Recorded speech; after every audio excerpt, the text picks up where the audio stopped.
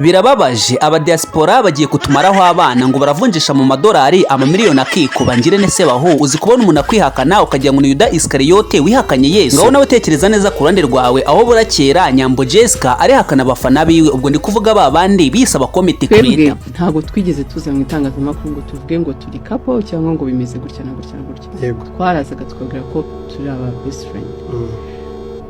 Nta na rimwe twejero ngo tuvuge ngo turakundana, nta n'ibyabayeho, sinekeza ko biteganya no kuba. Mara umuranzi waririmbye ngo urukundo rubaza imitima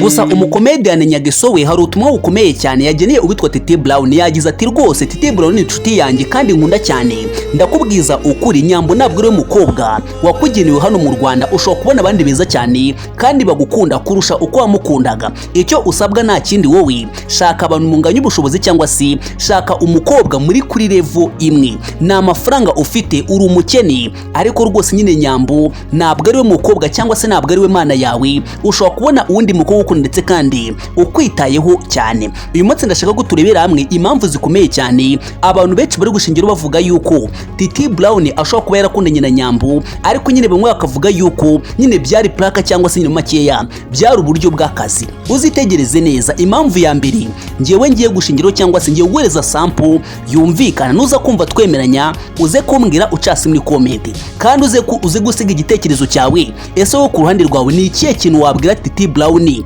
aka kanya nibo ari byo koko? Ikintu cya mbere ngiye nshingiraho mvuga yuko Titi Brown byanga byakunda yakundaga Nyambo, nubwo wenda abatarigeze mumubwira cyangwa se nubwo wenda abakomenti kureta tugira tuti rwose byari plan. Ngomba kubanza kubwira abasore buriya iyo umukobwa atagushaka cyangwa se umukobwa nyine atakwifuza mu buzima bwiwe, akoresha ukuri kose gushoboka cyangwa se agerageza kuvugisha ukuri. Buriya uzatinya umukobwa uvugisha ukuri. Tekereza neza nawe ku ruhande rwawe, ese wigeze ubona na rimwe cyangwa se wigeze ubona video nimwe mu Rwanda Titi Brown yihakana uwitwa Nyambo?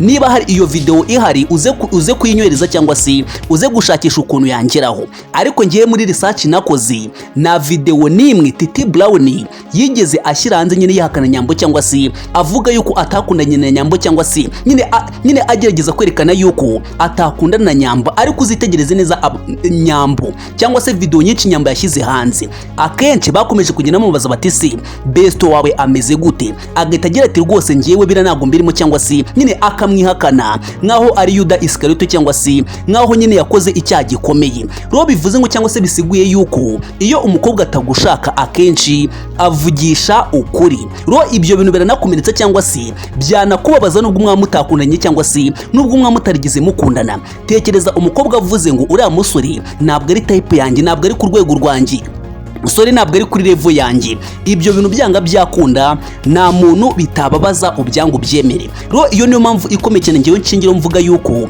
byanga byakunda Titi Brown yakundaga Nyambo, ahubwo ushobora gusanga nyine Nyambo yaramuteye indobo. Kubera iki? Nyambo agerageza gukoresha ukuri kwinshi mu biganiro byiwe byose. Akandi kantu nshingiraho uzitegereze neza, Titi Brown iyo yabaga ari kumwe na Nyambo wabonaga ari sociable kandi ukabona yuko amwishimiye, ariko nyine witegereje ku maso ya Nyambo nyine ubona nyine wagira ngo byari planka, ariko bagendanaga nyine wagira ngo biri kumujena cyangwa se ni makeya, atari sociable cyane ku maso ndetse nyine no mu migaragarire. Ubundi buriya umuntu w'umunyabwenge cyangwa se w'umuhanga, umukobwa yawukunda byanyibyo cyangwa se atakubeshya atakuryarya, urebye neza mu mivugire, mu mirebere no mu mitekerereze n'uburyo agusubiza, ushobora guhita ubona ibintu ari gutekereza cyangwa se ugatangira kubona nyine ibyumvo byiwe cyangwa se nyine amarangamutima yiwe yakukanya arimo indani. Utari kwemera yuko Titi Brown yakundaga Nyambo, ongera ukore research usubire muri video zose bigeze bakorana, urebe uburyo Nyambo nyine yagaragaraga cyangwa se urebe uburyo yamusubizaga, urebe uburyo yamufataga,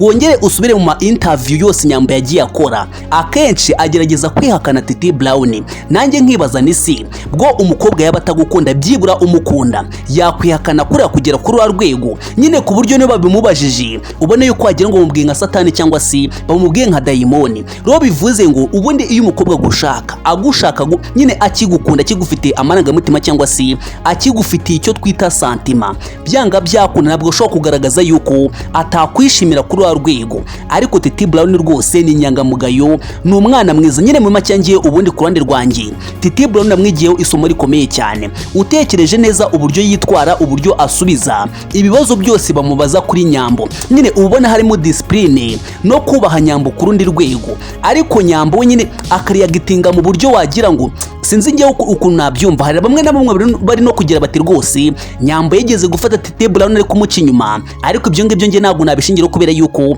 bagende cyangwa se nyine bashingiye kuri interview yigeze gukora, avuga yuko nyine yari afite umuntu bakundanaga, biza kurangira nyine amufashe ari hejuru y'undi mukobwa. Nyine abantu benshi bahise bimagina Titi Brown, ariko ibyo ngibyo ntabwo wabishingiraho. Gusa nyine nyamuneka niba uri umusore, niba uri umugabo ukaba uteze amatwi ino video cyangwa se kino kiganiro, inama nakugira aka kanya, think about again. Niba ufite umukobwa mukundana, wayi agukunda, ese agukundira iki? Nyagiso niwe wavuze kare ngo nyine Nyagiso akantu yavuze kare kamfashije cyane, ngo buriya hari umukunzi uzohererezwa n'Imana, hari n'umukunzi uzohererezwa kubera amafaranga. Bivuze ngo hari umukunzi nyine uzaza kubera Imana, hari n'umukunzi uzaza kubera amafaranga. Ubwo bivuze ngo rero ibyo bintu bibiri, amahirwe menshi mu buzima tubamo, hari abantu dukundana, hari abantu batwiyumvamo birirwa batubwira yuko badukunda, ko nyine ugasanga afite ibindi bintu agukurikiyeho. Uri umusore, uri bogari, urasa neza, wariyubatse, urakora, yego rwose ni sawa. Niyo mpamvu natangiye mvuga ngo aba diaspora batumazeho abana, baravunjisha mu madolari amamiliyoni akikuba. Bivuze ngo umusore w'umukene, umusore nyine udafite amafaranga kabisa, icara nyine uhame hamwe cyangwa se ubanze wumve icyanga cy'urukundo kivanze n'agahinda cyangwa se kivanze n'umubabaro, kivanze no kwihambira kubera ubukene, kubera ubushomeri. Nanjye nkibaza nese abasore tudafite amafaranga ntabwo tuzigira dukundana? Ese nidukomeza kuyabura ntabwo tuzubaka ingo, ntabwo tuzashaka abagore? Wa video ndashaka kubasaba akantu gato cyane, cyangwa se wenda ndashaka kubanza kwisegura niba wenda hari ikintu navuze kitagenze neza, cyangwa se wenda hari comment, cyangwa se wenda hari ideas natanze itameze fresh.